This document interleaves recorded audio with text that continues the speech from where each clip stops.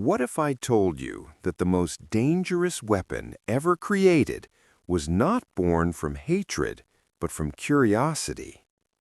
What if I told you that inside the smallest thing you cannot see, smaller than dust, smaller than a cell, there exists enough power to erase a city?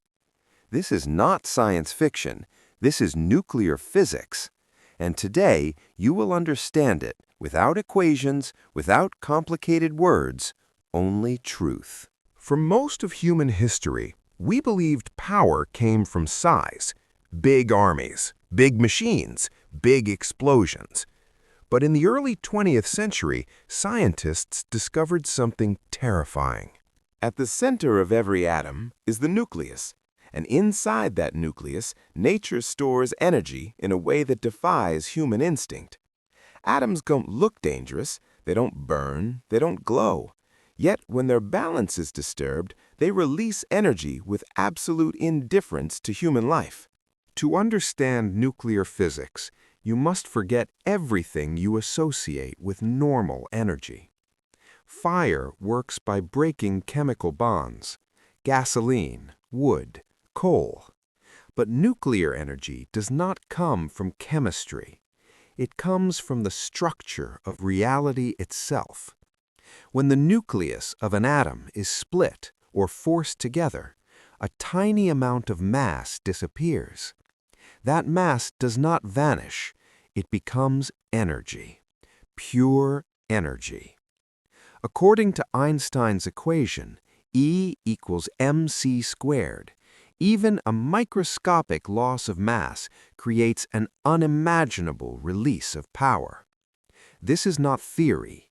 This has been measured, observed, weaponized. Here is the disturbing part.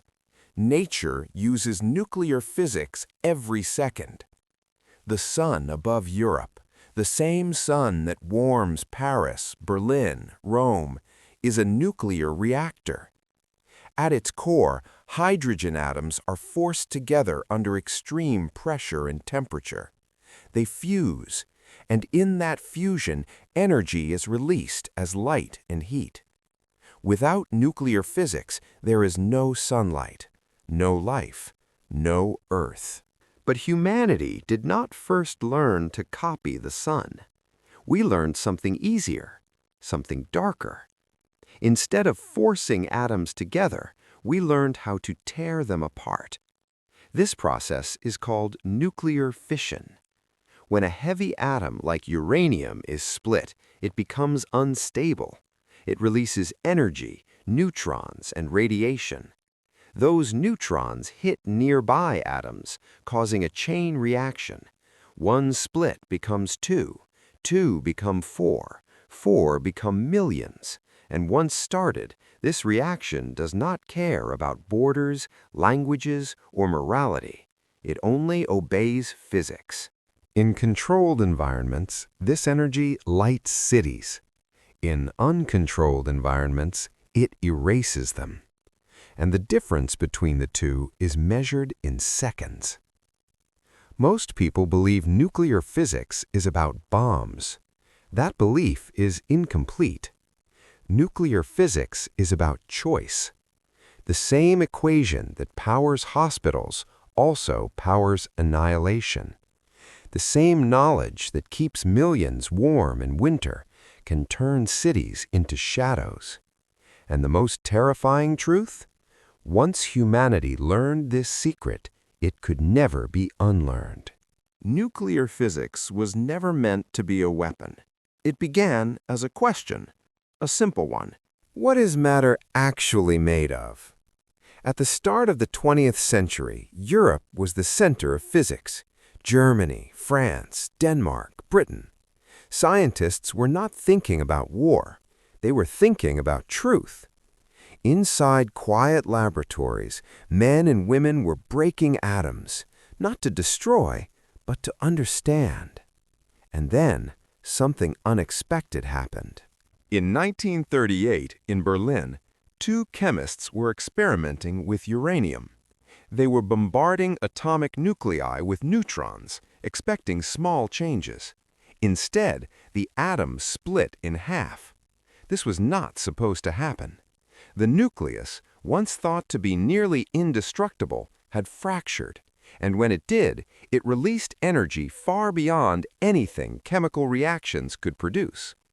The experiment did not just break an atom, it broke humanity's understanding of limits. At first, the discovery felt academic, interesting, strange, powerful, but distant. Then one realization hit like a shock wave. If one atom releases energy, what happens if billions split at once? The math was brutal. The answer was clear. This was not just energy. This was a new category of power. The problem with physics is that it does not stay in laboratories. Ideas travel faster than ethics. As Europe moved closer to war, scientists understood something terrifying. If this knowledge reached the wrong hands, the result would not be a better weapon. It would be the last weapon. Some fled, some warned governments, some stayed silent. But the chain reaction had already begun. Not inside atoms, inside history. Nuclear fission does not explode automatically. It requires precision. Too slow, and the reaction dies. Too fast, and control is lost. To build a nuclear weapon, you must bring nuclear material into a critical state where each split creates exactly enough neutrons to sustain exponential growth. This balance is so delicate that a difference of milliseconds determines whether energy is released gradually or violently. A nuclear bomb is not powerful because it is big. It is powerful because it is perfectly timed. When the first nuclear weapon was tested, observers described something unprecedented. Not just a blast, but a new kind of light. Brighter than the sun, hotter than the Earth's core. For a moment, physics itself seemed to scream. And then came the silence. Cities do not burn in nuclear explosions. They vanish. Concrete turns to dust. Steel bends like wax. Shadows imprint themselves onto walls where people once stood. This was not fire. This was matter losing its structure. And radiation, invisible, odorless, unstoppable, continued killing long after the explosion ended. Europe watched this new power carefully, not just with fear, but with calculation. If this energy could destroy cities, could it also power them? The same controlled chain reaction that creates destruction could be slowed, contained, harvested. This idea gave birth to nuclear reactors. Inside a reactor, the same fission process occurs, but under strict control. Neutrons are absorbed, reactions are moderated, heat is extracted. No explosion, just energy, enough to power entire nations without burning fossil fuels, without smoke, without carbon. The paradox was complete. The most destructive force known to humanity was now also one of its cleanest energy sources. But nuclear physics never gives without taking something in return. Radiation damages cells. Waste remains dangerous for thousands of years. Mistakes are unforgiving. Unlike other technologies, nuclear power does not allow human error. It punishes it immediately. Radiation is the part of nuclear physics people fear the most, and also the part most people misunderstand. Radiation is not a monster. It does not hunt. It does not choose. It simply passes through matter and changes it. At its core, radiation is energy in motion. Not heat, not fire. Energy powerful enough to tear electrons from atoms. This process is called ionization, and once ionization begins, biology becomes fragile. The human body is not solid. It is an organized structure of molecules, cells, and instructions written in DNA. Radiation damages those instructions. Sometimes the damage is repaired. Sometimes it is not. Cancer is not caused by radiation directly. It is caused by mistakes made during cellular repair. And the more radiation passes through the body, the more mistakes accumulate. There are different kinds of radiation. Some are weak, some are devastating. Alpha radiation cannot penetrate skin. Beta radiation can burn tissue. Gamma radiation passes through the human body as if it were air. The danger is not visibility. The danger is dose. Here is an uncomfortable truth. You are being exposed to radiation right now. Cosmic rays from space, natural radioactive elements in soil, even bananas. Radiation is part of nature. The difference between harmless and lethal is quantity and duration. This is where nuclear accidents change everything. When radioactive material escapes containment, it does not explode endlessly. It lingers. In soil, in water, in food chains. It rewrites ecosystems slowly, quietly. Animals mutate, plants adapt, humans suffer delayed consequences, sometimes decades later. Fear often exaggerates radiation, but complacency kills. Nuclear physics demands respect because it operates on timescales longer than political systems, longer than governments, longer than human memory. A mistake today can harm people not yet born. And yet, this same science saves lives. Radiation treats cancer, sterilizes medical equipment, allows imaging inside the human body. Once again, nuclear physics presents humanity with a choice. For decades, humanity has lived with a dangerous compromise. We split atoms because it was easier, but the universe prefers another method. It fuses them. Nuclear fusion is the process that powers stars, not by tearing matter apart, but by forcing it together. Hydrogen nuclei merge to form helium. In that process, mass is lost.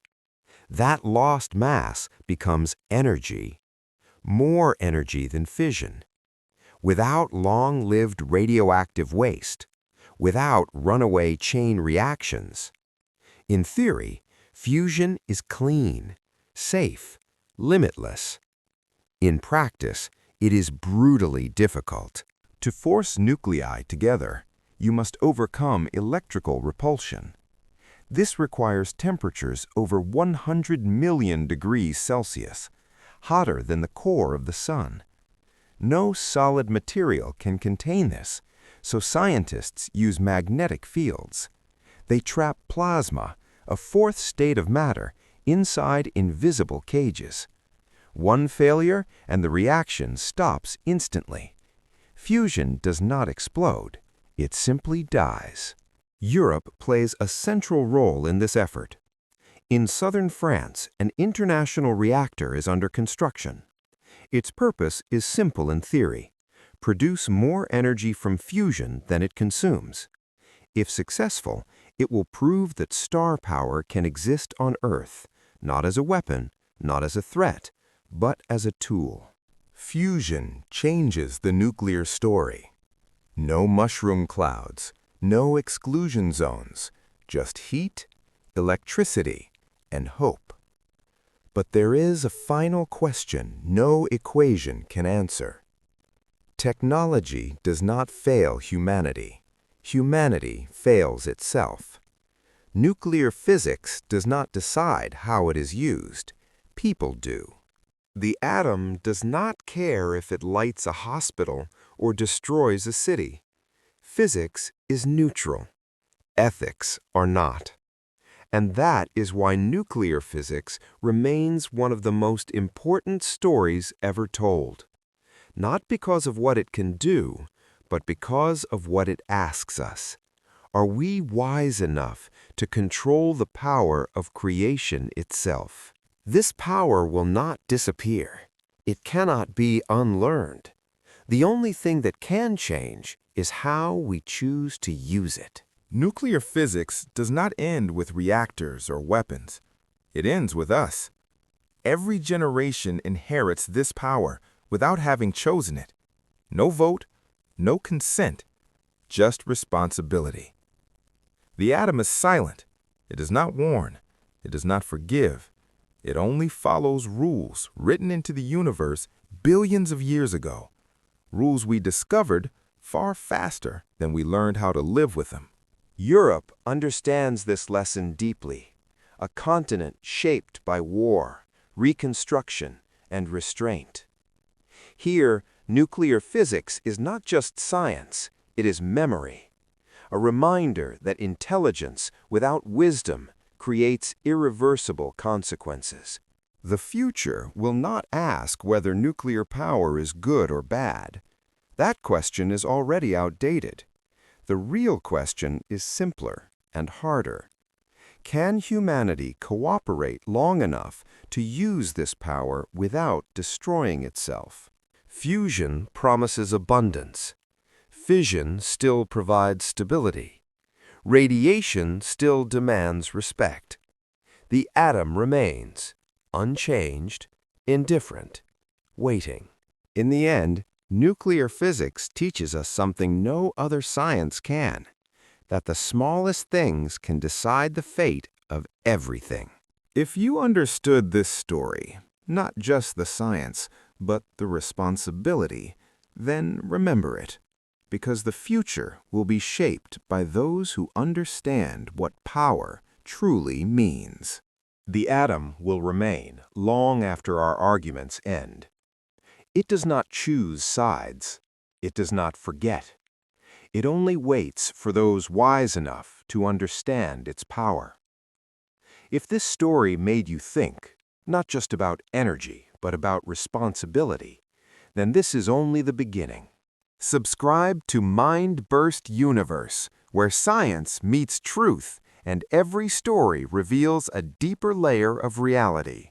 The next question is already waiting.